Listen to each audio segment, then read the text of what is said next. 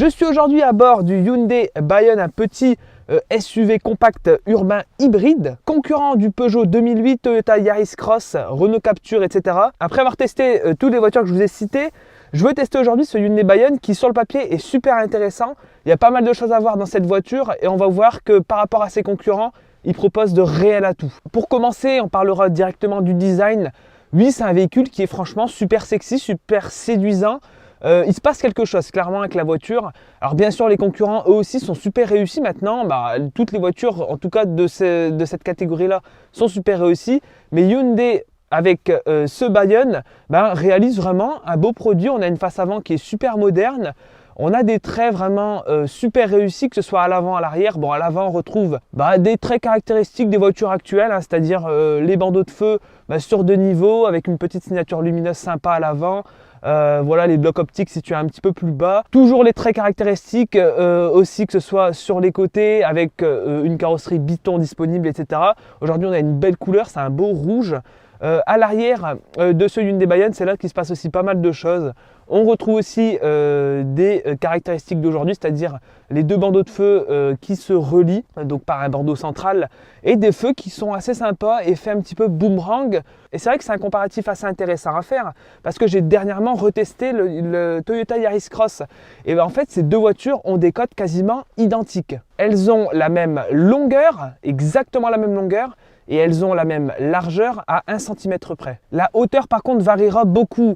La Toyota Yaris Cross se place à 1,56 m de haut contre 1,49 m pour cette Hyundai Bayon. Cette Hyundai Bayon est aussi plus légère que la Toyota Yaris Cross, avec un poids de 1210 kg pour la Yaris Cross et un poids pour la Hyundai Bayon qui va de 1045 à 1145 kg. Donc on a quand même une bonne différence. Surtout la différence, moi que j'apprécie beaucoup à bord de cette Hyundai Bayon, c'est la hauteur de garde au sol, que je préfère largement. L'accessibilité se fait vraiment parfaitement. C'est une proposition qui sera peut-être un petit peu plus cohérente et raisonnée pour un usage urbain qu'une voiture qui est haute sur pattes, qui n'est pas franchement utile en ville. En tout cas, moi je préfère largement cette Hyundai Bayon pour ce qui est de l'accessibilité à bord. Elle est plus pratique. Même tout ce qui est aspect extérieur et intérieur, vraiment je la préfère. D'ailleurs pour l'intérieur, on va en parler directement. On a quelque chose vraiment de super intéressant. Alors, on a tout ce qu'il faut maintenant, c'est-à-dire qu'on a double écran, ça fonctionne réellement bien, on a des fonctions qu'on retrouve maintenant un petit peu partout. Mais avant tout, on va parler un petit peu de l'habitabilité à l'intérieur. Alors oui, la voiture est assez grande, on a franchement pas mal d'espace. Donc déjà pour ce qui est du conducteur, on est très bien installé, tout tombe bien sous la main. Même tout ce qui est assise, etc., tout est franchement super bien réalisé. On a un très bon maintien des sièges qui remontent bien comme ça sur les côtés, qui tiennent bien le dos et les jambes. Franchement rien à dire à ce niveau là. Même pour ce qui est du coffre, on a un coffre qui est franchement super correct de 411 litres à bord de cette Hyundai Bayon, donc vous pourrez ranger vraiment sans souci toutes vos affaires, vraiment ça posera aucun problème à ce niveau là. L'espace à l'arrière aussi au niveau des jambes à la tête est franchement génial, elle est bien meilleure que dans la Toyota Yaris Cross, pour ne citer qu'elle, et je pense aussi un petit peu meilleur que dans le Peugeot 2008. Les matériaux, alors oui, on retrouve quelques matériaux un petit peu rigides, mais est-ce qu'on peut vraiment lui reprocher ça? Moi je pense que non. C'est quand même super bien réalisé. On a en plus des inserts un petit peu de couleur LED. On a des petites surpiqûres, etc. Mais on retrouve quand même un petit peu de matériaux durs. Alors ceux vraiment qui portent une attention énorme à ces matériaux, voilà, auront peut-être une petite déception à ce niveau-là. Mais en tout cas pour le commun des mortels, même pour moi qui essaye pas mal de voitures, ça me choque pas du tout. C'est vrai que Hyundai aime bien ce genre de petits plastiques un petit peu effet mat brillant. C'est assez intéressant comme traitement, mais c'est bien fait, c'est bien assemblé, c'est qualitatif honnêtement.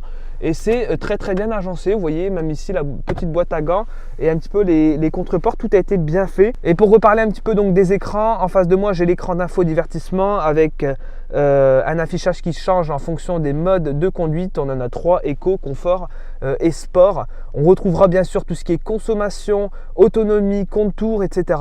On retrouve aussi des aides à la conduite classiques comme l'alerte de sortie de voie, régulateur de vitesse, etc. Tout y est dans cette Hyundai Bayon. Même au niveau de l'écran qui est en face de moi, et franchement rien à dire, il est super fluide, mieux en tout cas que ce que fait Toyota, en tout cas sur certaines versions actuelles de la Yaris Cross.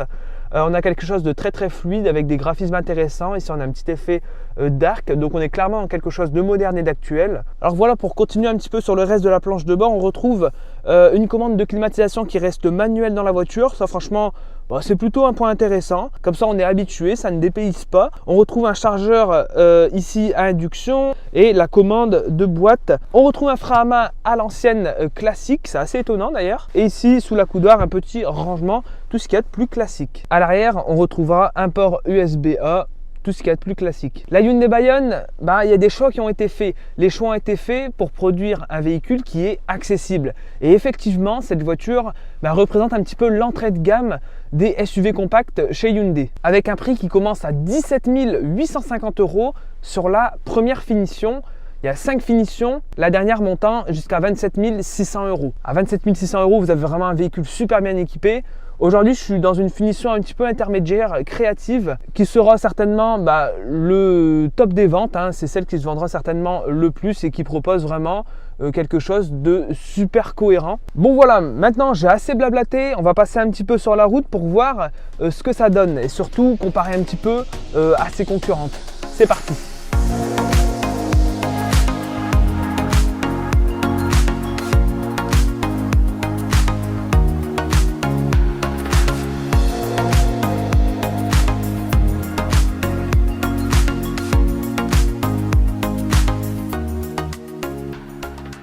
Là, je suis à 20 km/h. La route où je suis est extrêmement dégradée. Et j'ai été honnêtement tout à l'heure bluffé par le niveau de confort. La voiture est vraiment super bien suspendue. Elle filtre bien tous les chocs. Non seulement les sièges sont super confortables et bien moelleux. On ne sent pas grand chose de ce qui se passe sur la route. Et en plus, la voiture est elle-même bien suspendue à ce niveau-là. Pour le coup, le petit côté SUV est parfaitement légitime ici, bien assumé en tout cas pour cette Hyundai Bayon. Je vais bien sûr parler des motorisations proposées dans cette Hyundai Bayon. Alors qu'est-ce qu'on a de proposé? L'offre est assez simple honnêtement. Hyundai nous propose quelque chose sans prise de tête. Sur cette voiture, on a simplement deux offres qui sont plutôt intéressantes. La première offre étant un moteur, donc un 1,2 litre 4 cylindres essence, tout ce qu'il y a de plus classique. Et la deuxième offre de motorisation, on a celle que j'ai donc à l'essai aujourd'hui, donc un moteur hybride. Ici on a donc un moteur d'1 litre de cylindrée, c'est un 3 cylindres.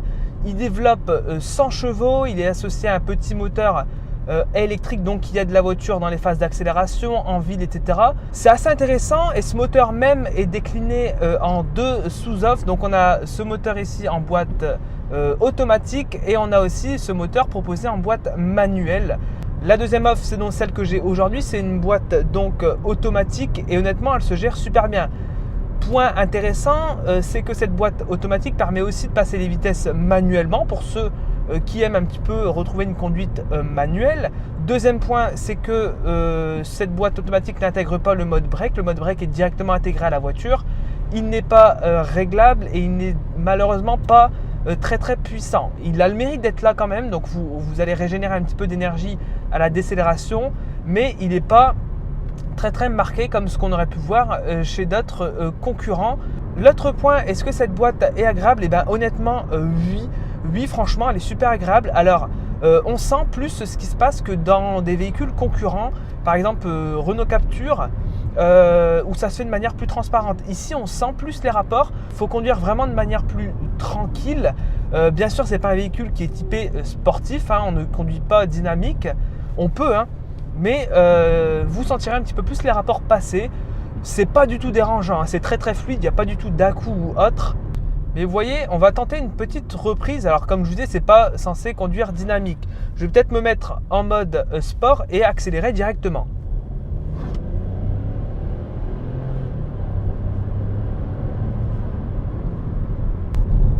On va pas faire les fous, mais juste pour vous montrer, moi je vais vous dire directement, franchement je suis plutôt séduit, je suis même très satisfait de ce que peut proposer cette Bayon. Pourquoi? Parce que là dans cette petite phase d'accélération, c'est pas grand chose, mais juste déjà pour vous illustrer, le moteur etc, on l'entend, mais c'est franchement bluffant ce qu'ils ont réussi à faire. Je vais vous expliquer pourquoi.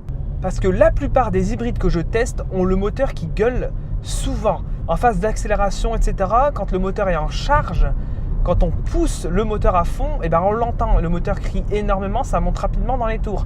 Ici, on se rapproche vraiment de ce qu'on pourrait avoir dans une voiture thermique, tout ce qu'il y a de plus classique, qui ne serait pas hybride.